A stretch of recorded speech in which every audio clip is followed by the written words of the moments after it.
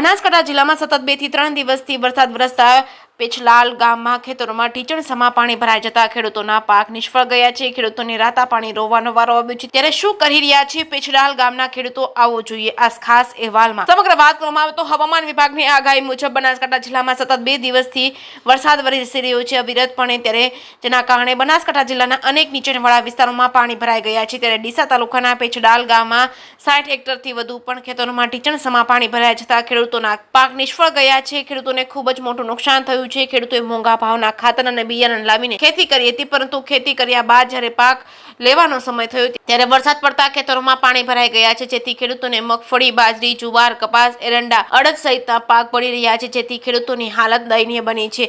પેછડાલ ગામના 60 હેક્ટરથી વધુ ખેતરોની જમીનમાં પાણી ભરાઈ જતા ખેડૂતોને ખેતરોમાંથી ગામમાં અવરજવર કરવા માટે રસ્તો બંધ થયો છે। ખેડૂતોને ડેરીએ દૂધ ભરવા નથી જઈ શકતા અને કરિયાણું લેવા માટે ગામમાં જઈ શકતા નથી, જેથી ખેડૂતોની માંગ કરી રહ્યા છે કે સરકાર દ્વારા રસ્તા બંને બાજુ દિવાલ બનાવી રસ્તો ઊંચો કરી આપવામાં આવે અને જેથી દૂધ ભરવા તેમજ ઇમરજન્સી કામમાં પણ આ રસ્તાનો ઉપયોગ થઈ શકે। જે કેસની ગુજરાતી સાથે ભરત ઠક્કર, ડીસા। મારું નામ ચૌધરી શાંતિભાઈ કાનજીભાઈ, હું અહીંયા પેછડાલનો વતની છું અને રસ્તાની અંદર પાણી અમારે ખૂબ સમસ્યા છે। રસ્તાની 4-5 ફૂટ પાણી પડ્યું છે, ઘર વખરી ખૂટી ગઈ છે, છતાં અમારે ગામમાં જવાની પરિસ્થિતિ બહુ મુશ્કેલી છે। જો અમારે મારું કહેવું આ રસ્તાનો થોડા ઘણો પ્રોબ્લેમ સુધારી સરકારશ્રીમાં અમે રજૂઆત વારંવાર કરી, અમારી વિધાનસભા દિયોદર લાગે છે, છતાં મારું કહેવું આવી અને જોઈને જતા રહે પણ આ રસ્તાનું કંઈ નિરાકરણ લાવતા નથી।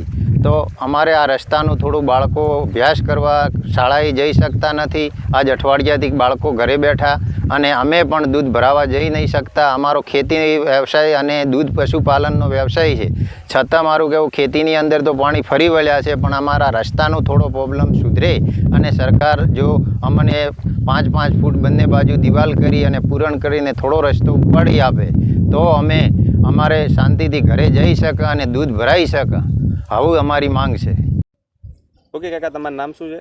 પટેલ દેવાભાઈ કોનજીભાઈ, ગામ પેછડાલ। ઓકે, તમારે અહીંયા તકલીફ શું છે? તકલીફ તો સાહેબ તમે જુઓ છો ને, આ પાણી ચોમાસું પાણી વરસાદી આવે છે, નાભઘણાનું આવે, રોમસણનું આવે ને અહીંયા જમીન નીચી છે, અહીંયા ભરાઈને પડ્યું રહે છે। હાલમાં આ પાણી 60 એકરમાં છે। હવે અમે અહીંયા 60 એકરમાં 15 કે 20 ખેડૂત છે। અમારો આ બાજરી વાવેલ છે, મગફળી વાવેલ છે, કપાસ વાવેલ છે, બધો પાક નિષ્ફળ થઈ તો તમે જોઈ લો ને કે તમને દેખાતું હશે। મેઇન તકલીફ અમારા રસ્તાની છે, અમે રસ્તા વચ્ચે જ ઊભા છે ને, આ રસ્તામાં ઊભા અહીંયા તો પાણી 2 ફૂટ છે, પણ આગળ છે ને એટલે 7 ફૂટ પાણી છે।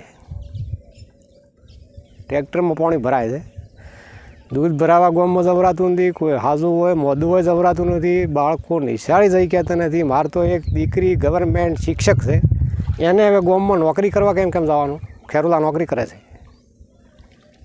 એને દરરોજ અમારે ટ્રેક્ટર પર બેરી મૂકવા જવું પડે છે। એમાં ટ્રેક્ટરમાં પાણી ભરાય એટલે ટ્રેક્ટરની પથારી ભરી જાય છે। એટલે બીજું કોઈ ના કરો, તમે પાણીનો નિકાલ ન કરી શકો તો અમને પ્રોટેક્ટ દિવાલ કરી આપો અને રસ્તો થોડો ઉપાડી આલો ને હેડે એવું કરી આપો, આવી સરકારશ્રીને રજૂઆત છે। ગઈ સાલે અમે કરી, એમએલએને કરી ને ધારાસભ્યને કરી ને બધાને કરી, પણ કોઈ આ તો કોના આડા ઓછું કરીને આવું કે નીકળી જવાનું છે।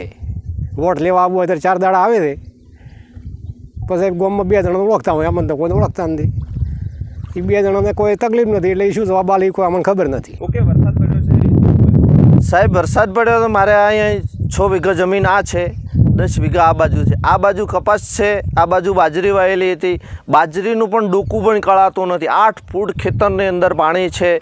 અમારે ગુજરાન કઈ રીતે સાહેબ ચલાવવું, કેમ કે અમારે ખેતી ઉપર નિર્ભર છીએ, બીજો અમારે વ્યવસાય ધંધો છે નહીં। મેન અમારે સરકારને અમે એમ કે અમારું સર્વે કરે, સર્વે કરીને જે સરકારને બને એ અમારું વળતર પણ રૂપે આપે। ખર્ચો કર્યો તો બાજરી વાવી હતી, બાજરીનું બિયારણ લાવ્યું હતું, બિયારણવાળાને પેમેન્ટ પણ નથી આપ્યું। કપાસ વાવ્યો હતો, કપાસની અંદર દવા બવા બધું છાંટી દીધું, પાક કપાસનો તૈયાર હતો।